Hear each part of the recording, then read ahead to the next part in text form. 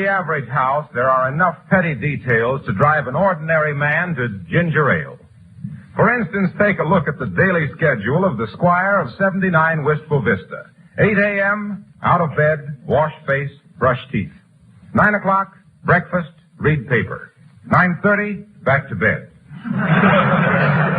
10 o'clock, up again, shave, shower, dress, do crossword puzzle, smoke half cigar, work on ship in bottle, take short nap, decide not to mow lawn. 10:30, scold wife for laundry not being back, no clean shirts. 10:31, wife says laundry's been back 3 days. 10:32, decide to wear sweatshirt and old flannel pants anyway. 10:33 is where we join Fibber, McGee, and Molly.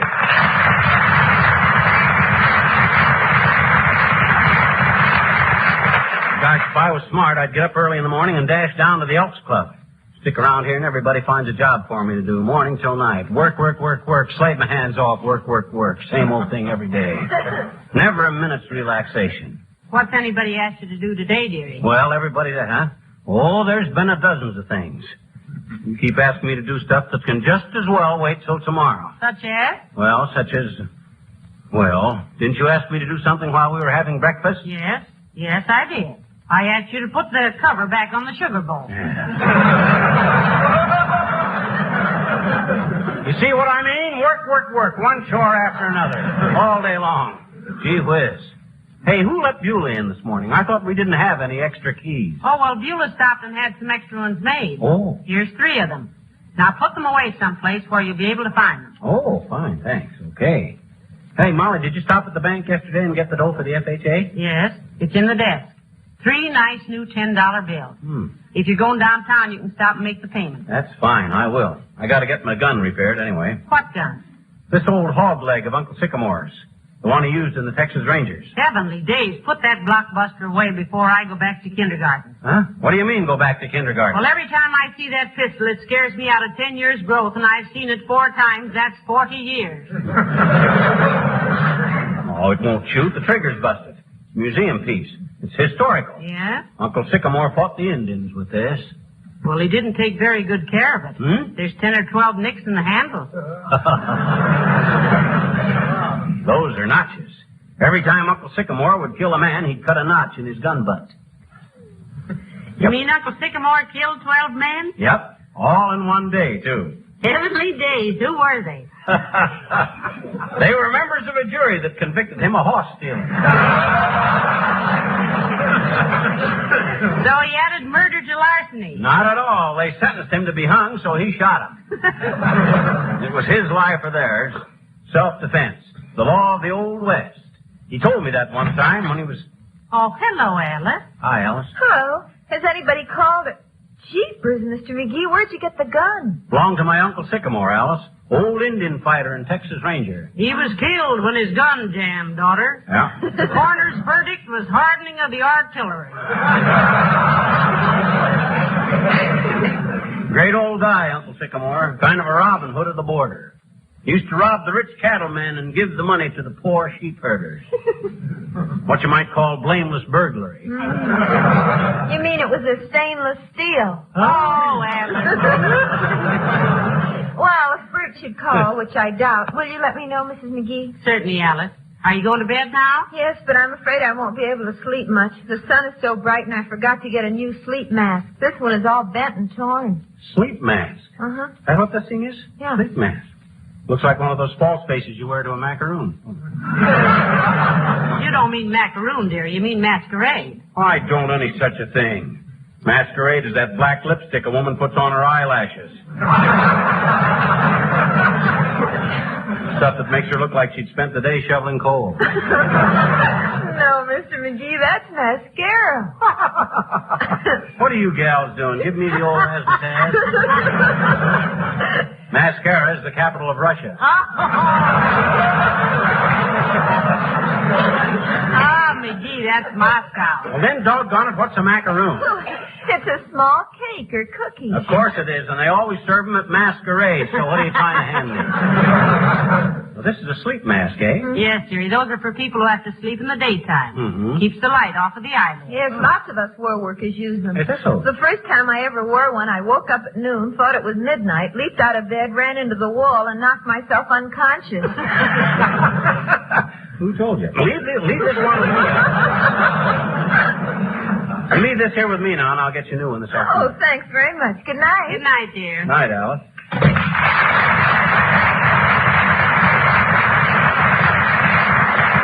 Well, it seems a little odd to be saying good night at 11 a.m. Yeah. My goodness, you never know. Excuse me, folks. Yeah, Beulah? There's two cops at the door. They want to see Mr. McGee. Cops. Policeman Beulah? Say, are you in trouble, McGee? I can't think of any crimes I've committed lately. I took a paper off the newsstand last night without paying for it, but the kid knows I always pay later. You say the word, Mr. McGee, and I'll unharness them bulls like I was a female Roy Rogers. Now, wait a minute, the both of you. This might be serious. What do you mean, serious? I haven't done anything. I don't think. They look friendly, Beulah? No cop ever looked friendly to me, Mr. McGee. Even though I never bust a law in my whole life, every time I see a brass button, my spinal cord twang like an E string. Well, I suppose we better tell them to come in and face the music, whatever it is. Let them in, Beulah. Yeah, but not too fast. Stall them a while, Beulah. Talk about the weather or something. You might hint that I got a lot of influence down at the city hall. If they behave, I'll have them promoted, see? Otherwise, they'll end up as mounted policemen with their heads over my mantelpiece. Mounted policeman with their heads over the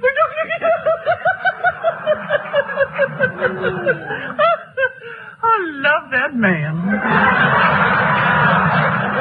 Well, leave it to me, sir. I'll stall him for 4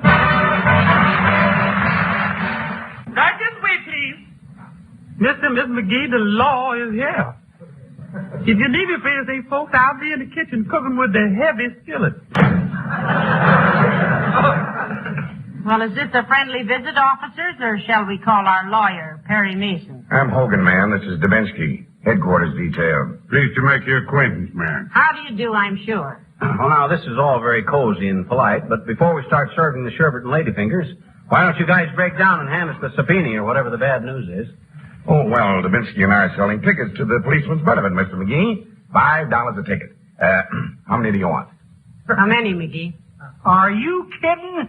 Do I look dumb enough to pay any part of a fin to see a bunch of tavern-tummied, muscle-bound, handcuffed rattlers shaking their fallen arches around a third-class ballroom? Bah! Not a chance, boys, not a chance. Well, if it's for a benefit, McGee, we might take a couple. No, sir, I wouldn't curry favor with a bunch of stoplight bandits for all the tea and tutti-frutti. I'm sorry, boys. And a gun in your pocket, McGee? Gun? Oh, this? Yeah. Old Frontier model. Belonged to my Uncle Sycamore, old Indian fighter. Got a license for it? A license? Why, that revolver's over 100 years old. So's marriage, but you're still gonna have a license for it. Let's see it, McGee. Okay, but it's just an antique. Just an old shooting iron that my Uncle Sycamore... Serial number's been filed off, Hogan. That's bad. What's bad about it on an old gun like that? Are you still working on the shooting of Dan McGrew? Pipe down, lady. Don't tell my wife to pipe down, you red-faced refugee from the boys in the back room. I got friends in the city hall that'll transfer you so far out into the sticks you'll have to report for carrier pigeon. Yeah, we hear that every day, friend. Hey, there's something funny here, Davinsky. Take a look around. Okay, Hogan. Keep an eye on them two. They look... Take off your hat, Hogan. Yes, ma'am. Now look here, McGee. About this gun. You better load your blunderbuss, Sherlock. This might be flat top. Well, whoever it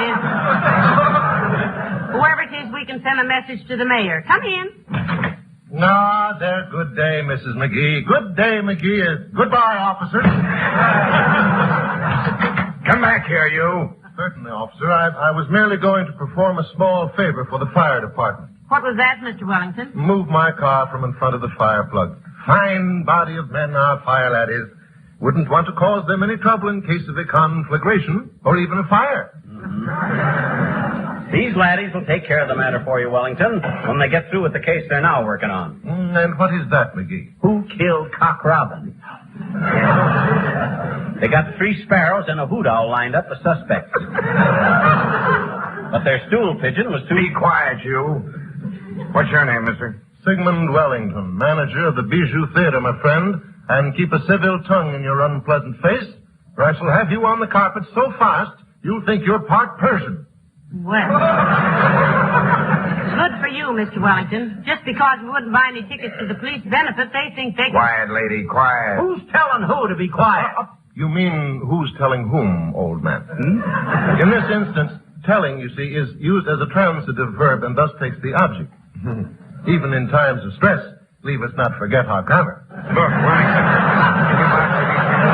And I will. And if I hear one more uncouth remark from you, my nightstick numbskull, I shall take great pains to see that you are transferred so far out in the country, it will take the National Geographic 12 years to discover you. Yeah, I know. We've been through that. So you own the Bijou Theater, huh? In fee. Simple. What's that? He says he owns it in fee simple. That's a legal term. But you wouldn't understand it if it's legal. Why did you ask about the Bijou Theater and take off your hat, Hogan? Yes, ma'am. I was asking about the Bijou, Wellington, because your marquee extends 2 feet beyond the legal limit over the sidewalk in violation of Ordinance 212, Section C, Paragraph 4, page 813 in the old book. Now, you still want to vouch for these people? I never saw them before in my life. Good day, officer. Good day, strangers. Why,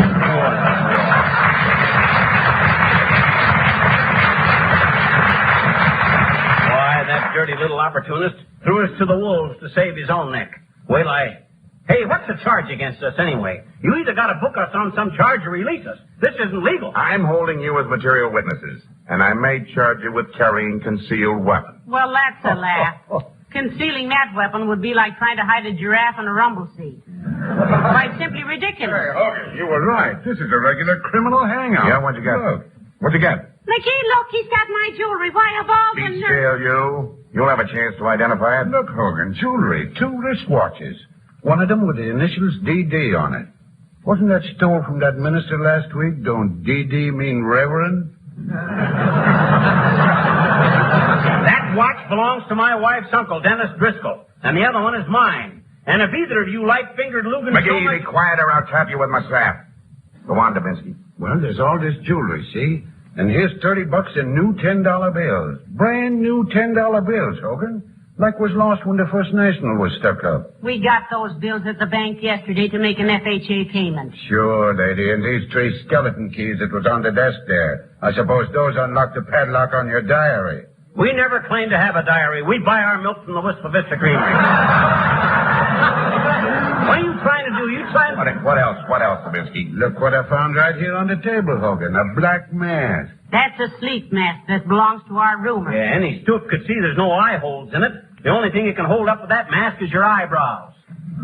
No eye holes don't mean anything, friend. Might be a clever dodge to keep the victims from seeing your eyes. Oh, my This God. is perfectly silly. Those keys are extra ones for our back door. The maid had them made yesterday. Yeah, likely story. This is really shaping up, Davinsky. Revolver with numbers filed off, fresh money, skeleton keys, black mask, odd jewelry. Doggone it, you can't do this to us. I'll see that something... Stand by, Davinsky. We'll see who this is. We certainly will. Come in. Hello, folks. I was just not... Oh, excuse me. You got company, I see. Yeah, and they're about as welcome as fog at the airport. We're police officers. What's your name? Why? Better tell them, Mr. Wilcox. They'd beat up their own mothers for a fig Newton. Come on, buddy. Here. Turn that light in his eyes, Hogan. That's it. They're going to give you the 3rd degree, Junior. If you're the guy who put the lighted lantern under Mrs. O'Leary's cow, now's the time to get it off your chest. Or if you happen to know where Judge Crater Shut is... up, you. All right, what's your name? Harlow Moffett Wilcox. Moffat. Well, heavenly days, what the police don't find out. Born? No. What? They found me in a cabbage patch. They think the Pixies brought me. Well, that altitude won't get you nowhere, buddy. We can always take you downtown and work you over. Where was you born? Omaha, Iowa. Omaha's in Nebraska. I know that, but I didn't think you would. Okay, Omaha, Nebraska. What's your racket? What's yours? Oh, Hogan and me go around. We're asking you, smart guy. You better tell them, Mr. Wilcox, I don't like the look in their eyes. In fact, I don't like their eyes. In fact, I don't like them. Move over. I hate them, too. All right, Wilcox, what's your game? Wax. Wax, eh? I get it. You use wax to make an impression on locks. No. I use wax to make an impression on housewives. Oh, confidence game, huh? Well, sort of, yeah. They all have confidence in me. Well, tell us about it, boy. We're your friends. This is once I'm going to enjoy myself. Me too. Well, here's how I work, see. First, I case a joint. Yeah? Then I take my wax and go in. I use nothing but Johnson's wax, see? Why? Makes better impression? Makes a wonderful impression. When those housewives see how Johnson's wax saves them hours and hours of housework and protects and preserves so many things from dust and dampness, why, it makes an impression that lasts the rest of their lives. It's simply wonderful the way it makes a house gleam and sparkle with new beauty and cleanliness. Gee, sounds great. Where can I go buy some? Dubinsky, snap out of it. Don't let him sell you anything. Snap out of it. Where am I? What was that? Oh, all right, you get out of here. My gosh, Junior, 30 seconds more and you'd have had Dubinsky setting up housekeeping in a pink apron. In the bungalow. He's the bungalow type. Low roof. Go on, Wilcox. Beat it. And when you get downtown, Junior, please tell the mayor that... We'll tell the mayor. Get going, salesman. Okay, but I'll come back. Yes, and he will, too. He always has. You Gestapo agents will soon be able to concentrate in your own camp. In the meantime, what are you staring at, Hogan? What's in that room there? What room? Oh, there. That isn't a room. That's the hall closet. Open it up, Dubinsky. No, gentlemen. You can't do that. Not that. Looks like we stumbled onto something, Hogan. What's in there? Nothing. Everything. Well, which is it? Nothing or everything? Well, it's both, Mr. Dubinsky. It's everything you can imagine, but nothing you'd want. Never mind the double talk, lady. What's in that room? It isn't a room, it's a closet. And I warn you, Bud, you open that door at the risk of your life. Oh, threats, eh? Well, Hogan, There's something in there they don't want us to see, Dubinsky. Go ahead and open it. We warned you. Okay, you open it for us. You, McGee. No. Shoot me if you want to, but don't ask me to open that door, please. Anything but that. No, not that.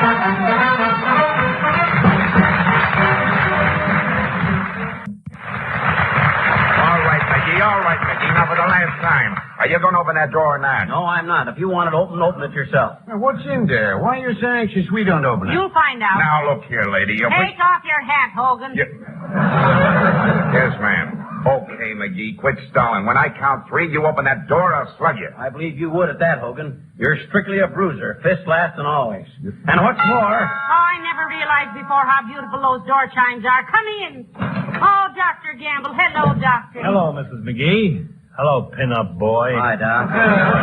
What goes on here, if I'm not too nosy? These two characters are cops, Doc. They busted in here to sell us a couple of tickets to the policeman's benefit, and we wouldn't go for it, so they started getting nasty. Yeah, for which they are eminently qualified. Aren't you men exceeding your authority a little? A little? These raisin heads are farther out of line than a cross-eyed chorus girl. Pipe down, you. Now, look, Doctor, this man got very impudent with us officers. We found him carrying a gun with no license for it. He also had several skeleton keys, some fresh $10 bills, and a black mask. Yeah, now he refuses to open this door here. Do you blame us, Doctor? I told them they'd open that door at their own risk. This I shall have to see. Yeah. Why, you blundering, bull-headed bandits, you got a lot of moxie to come barging into a private home and browbeating 2 innocent citizens? Yeah, but Why, you 2 Neanderthals couldn't detect a sliced onion in a nose bag? I'll speak to the commissioner about you, and you'll wind up so far down on the seniority list, you'll have to be promoted 5 times to be a citizen. Yeah, that's 3 times we hear that in 20 minutes. Let's do something, Hogan. I want to know what's in that room. We told you it isn't a room, it's a closet. That's what you say. Now, look, we'll give you one more chance. You can buy a couple of tickets. Take off your hat, Hogan. Yes, ma'am. All right, McGee, open that door. I won't ask you again. You're a witness to this, Doc. I want you to remember everything. Because when I get these gorillas up before the Civil Service Commission, I'll make them squirm like a bucket of bait. I'll testify, all right. What are their names again? Lugan and Budinsky. Hogan and Dubinsky. Oh, yes. Can I be any help to somebody, ma'am? No, thanks, Beulah. Just stand to one side so you won't be hit by flying teeth. Okay, Hogan, what are you going to do? I'm going to open that door myself. There must be something very valuable in there. Interesting would be a better word. Go ahead, Halverson. Open it up. We'll confiscate any evidence we find. That's what I was thinking. You was the kind that confiscated a red-hot stove from an orphan asylum. Shut up. Go ahead, Hogan. Okay, cover me. Cover me, Dubinsky. Here we go.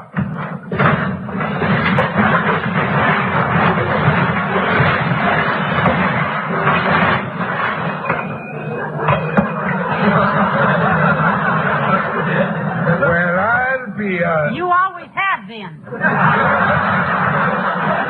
So that's why. All right, McGee, just for holding out on us, I'm going to... Look out for the laundry. What she got? Oh. Don't you call me no laundress. On Tuesday, I was a cook. What's the idea of conquering my partner with that skillet, you? Just for that, Oh. Nice going, Beulah. Nice going. Sorry, I only brought a frying pan, sir. But I didn't know I was going to have to cook somebody's goose. Are they breathing, Doctor? Oh, yes, they'll live, but we better get a doctor right away. So what am I saying? I'm a doctor.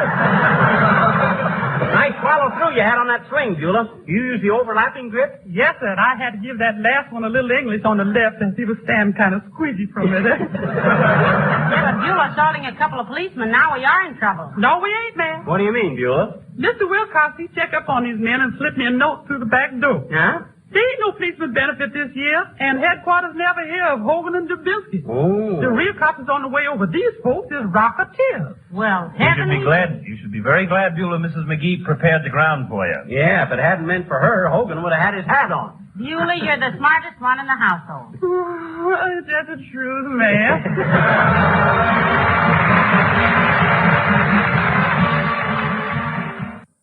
What'd the police say when they picked up those two hoodlums, Molly? Well, they said we should have made them prove they were real officers. Oh, my gosh. Who'd have expected a couple of crooks to be selling tickets for a policeman's benefit? Yeah. Might as well expect to find Tom Dewey inviting Mrs. Roosevelt over for a game of pin the tail on the donkey. Good night, all.